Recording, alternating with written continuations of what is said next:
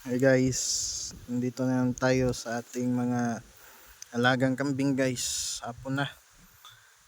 Ito na yung last hour ng ating pagpapastol.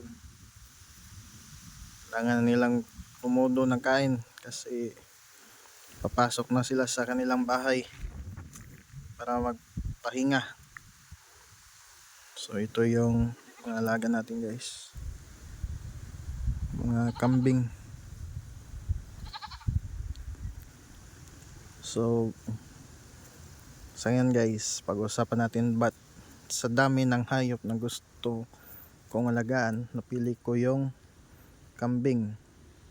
Meron namang ibang hayop gaya ng baka, baboy at manok. Unang-una, ba't kambing ang naisipan kong rason na alagaan is matipid sa pagkain kasi yung kinakain nila mga damo-damo lang. Hindi mo kailangan bumili ng feeds. At pangalawa na rason is di sila sakitin, di sila madaling masakit tulad ng manok. Kasi nag-alaga kasi ako ng manok, may panahon silang daming nagkakasakit at namamatay. Dito sa mga kambing na to, basta lang di sila sa ulan, di mabasa sa tag-ulan at saktong kain, wala kang magiging problema. At pangatlong rason is yung presyo ng kambing is abot kaya pa sa bulsa. Pwede kang makabili nitong mga native na to, nasa mga 3K plus, depende sa laki at ilang months.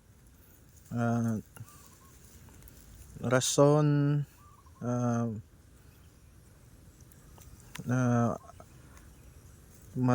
madali din itong ibenta guys, mga kambing, kasi sa ngayon sa market, sa nakikita ko, iilan lang yung nag-aalaga ng kambing, di pa ganun kadami. At yung karne nito patok sa mga okasyon gaya ng pista, birthday, at pang araw-araw na pagkain. Isa to sa mga siniserve sa mga karinderya.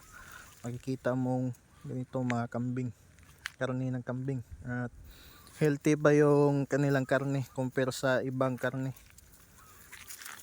At yun ang mga rason guys kung ba't napili ko yung pag-aalaga ng kambing kaysa mag-alaga ng ibang hayop.